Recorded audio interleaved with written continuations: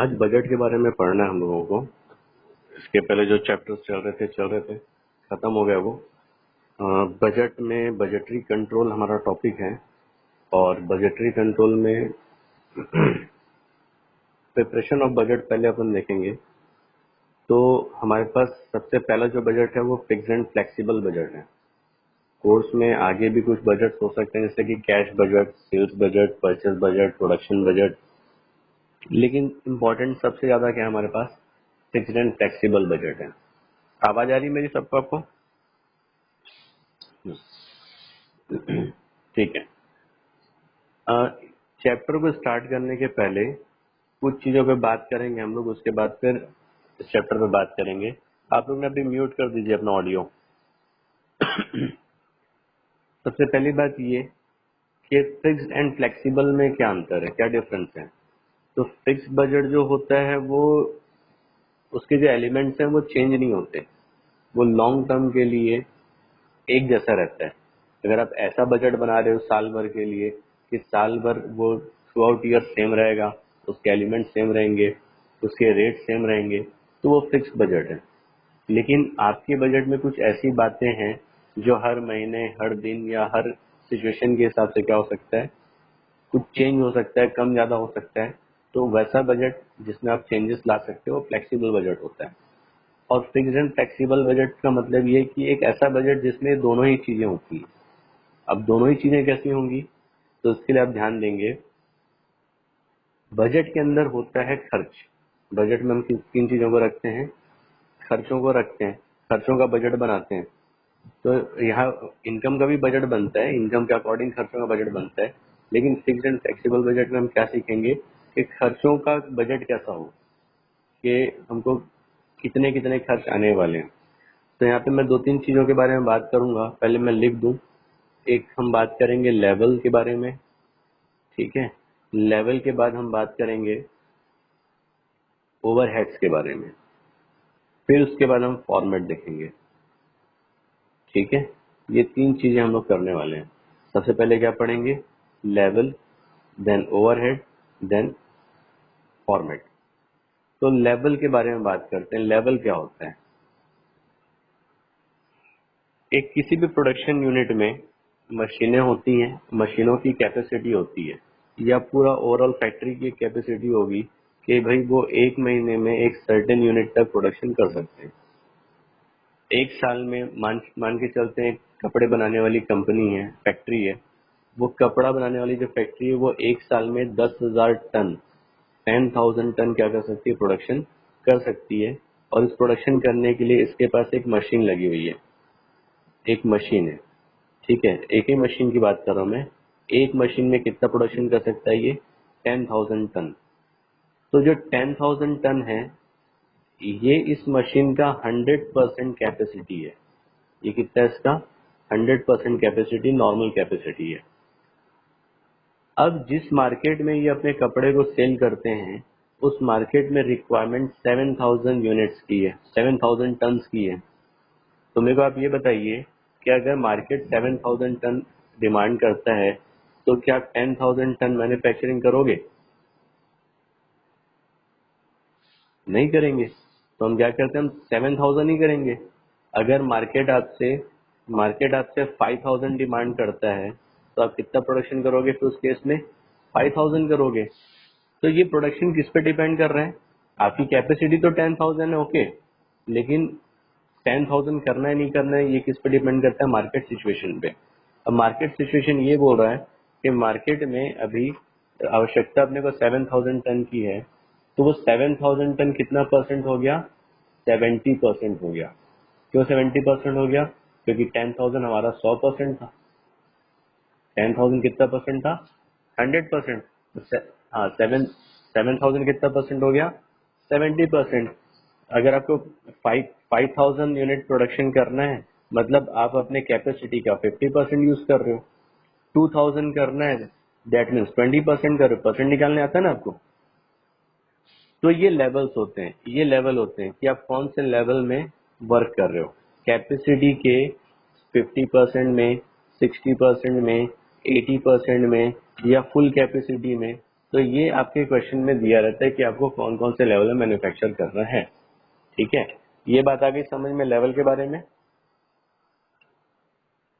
क्यों भाई?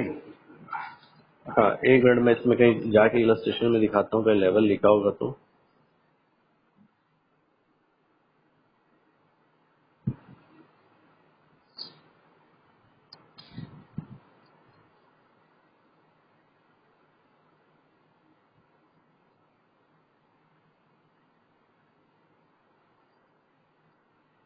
ये क्या हुआ?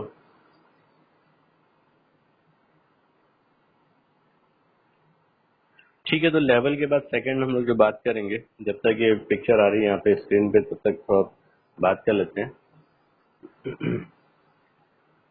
लेवल के बाद सेकंड आइटम में आपको बताया ओवरहेड्स के बारे में। तो ओवरहेड्स कितने टाइप के होते हैं? अच्छा, ये एक मिनट, पिक्चर आ गया यहाँ पे। यहाँ ध्यान दीजिए क्वेश्चन में, एक मिनट। ये लेवल ऑफ एक्टिविटी लिखा है ऊपर में, ये दिख रहा है। हाँ, तो ये लेवल है 10,000 में कि 8,000 में कि 6,000 में। तो आपको क्वेश्चन बोला रहेगा कि आपको कितने लेवल में बनाना है, उस लेवल के हिसाब से आप क्वेश्चन बनाओगे। उतने आपको कॉलम्स बनाने हैं, उतने डेटा आपको पुट करने हैं। मैं एक बार क्वेश्चन के स्टार्टिंग में ले जाऊं आपको, तो ऊपर पढ़ेंगे आप लोग कि the expenses budget for production 10,000 units in a factory are furnished as below. तो 10,000 क्या हो गया हमारा? 100% कैपेसिटी हो गया, और 8,000 80%, 6,000 60%। ठीक है। अब बात करते हैं ओवरहेड्स की। तो ओवरहेड्स के ना तीन टाइप्स होते हैं। ओवरहेड मतलब मेन खर्चा होता है। खर्च के तीन प्रकार होते हैं। एक हो गया variable overhead. Variable overhead nature क्या है इसका? ये यूनिट के हिसाब से चेंज होते रहता है। मान लो आप 10,000 यूनिट बना रहे हो, तो ये पर यूनिट अगर 2 रुपए तो 20,000 रुपए लगेगा। अगर आप 6,000 बना रहे हो, 2 रुपए के हिसाब से 12,000 लगेगा। आप 5,000 यूनिट बना रहे हो, तो 2 रुपीज से मल्टीपल करके 10,000 लगेगा। मतलब ये इसका अमाउंट फिक्स नहीं होता, इसका पर यूनिट अमाउंट फिक्स होता है। मेरी बात को नोट करेंगे आप लोग, क्या फिक्स होता है? पर यूनिट अमाउंट फिक्स होता है। तो पर यूनिट क्या होगा? ये वेरी करते जाएगा, यूनिट के हिसाब से मल्टीपल होते जाएगा, सॉरी। दूसरा जो ओवरहेड है हमारे पास, वो फिक्स्ड ओवरहेड है। फिक्स्ड ओवरहेड मतलब ये ना पीरियोडिक होता है, एक साल, एक महीने, 6 महीने में कितना लग सकता है वो। इसका यूनिट पे कोई इफेक्ट नहीं पड़ता। आप 10,000 यूनिट बनाओगे तो भी वो उतना रहेगा, 6,000 बनाओगे तो भी उतना रहेगा, आप नहीं बनाओगे तो भी उतना रहेगा, क्योंकि ये पीरियोडिक एक्सपेंस है। फॉर एग्जाम्पल देखो, यहाँ पे फिक्स्ड एक्सपेंस दिख रहे हैं, ये फिक्स्ड ओवरहेड, एडमिनिस्ट्रेशन ओवरहेड। मैं इसको दिखा रहा हूँ आपको, ये तीनों लेवल में इक्वल रहेगा। देखो दिख रहा है, तीनों लेवल में ये 1 लाख 1 लाख 1 लाख, 50,000 50,000 50,000 दिख रहे हैं। हाँ, तो ये क्योंकि ये फिक्स्ड है, ये पीरियोडिक है, एक साल का एक्सपेंस है, इसलिए सेम मिलेगा। भले आपका लेवल लेवल ऑफ प्रोडक्शन कुछ भी हो, 10,000 में भी ये 150 है, 8,000 में भी 150 है, और 6,000 में भी 150 है। लेकिन वेरिएबल देखना ना, वेरिएबल ऊपर वेरिएबल था, ये वेरिएबल ओवरहेड है। वेरिएबल ओवरहेड में क्या होता है? ये फिक्स होता है, 70 रुपीज, 25 रुपीज, 20 रुपीज, 5 रुपीज। और इसको आपको क्या करना पड़ता है? यूनिट से मल्टीपल करना है। यूनिट मतलब 10,000 से, 8,000 में तो 8,000 से, 6,000 में 6,000 से। तो ये देखो, ये चेंज हो गया। 10,000 में जो 7 लाख का मटेरियल था, वो 8,000 में 560 का है, 6,000 में 420 का है। ठीक है, लेबर यहाँ 250 का है, यहाँ 2 लाख का है, यहाँ 150 का है। तो ये यूनिट से मल्टीपल करने के कारण अलग अलग आ रहे हैं। आई बात समझ में? तो ये दो ओवरहेड्स कौन से हैं? वेरिएबल और फिक्स्ड। अब एक एक होता है आपका सेमी वेरिएबल। सेमी वेरिएबल नाम से लग रहा है कि ये कुछ पार्ट इसका वेरिएबल है, तो मतलब कुछ पार्ट इसका फिक्स होगा। मतलब ऐसे एक्सपेंसेस जिनका नेचर ऐसा है कि वो कुछ हद तक वेरिएबल नेचर के हैं और कुछ हद तक फिक्स नेचर के हैं, ऐसे होते हैं, कई खर्चे होते हैं। ठीक है, तो जैसे कि एक लेबर आपके पास काम कर रहा है, एक ऑफिसर आपके पास काम कर रहा है, वो सैलरी लेता है, सैलरी फिक्स है, लेकिन वो बोलता है कि अगर मैं सैलरी लेने के बाद एक्स्ट्रा काम करूंगा तो पर आवर मैं आपसे 1,000 रुपीज एक्स्ट्रा लूंगा। तो ये क्या हो जाता है? वेरिएबल हो जाता है। फिर उसके इसके बाद फिर जितने घंटे काम करेगा, उससे घंटे के हिसाब से उसको 1,000 रुपीज आप एक्स्ट्रा पे करोगे, वो वेरिएबल हो गया। लेकिन हेड तो सेम है, हेड तो सैलरी ही कहलाएगा ना। तो ऐसी सैलरी क्या कहलाती है, सेमी वेरिएबल सैलरी कहलाएगी। आप ध्यान रखेंगे सैलरी हमेशा क्या होता है, फिक्स होता है, लेकिन ये कंडीशन होगा। हाँ बोलो, हेलो।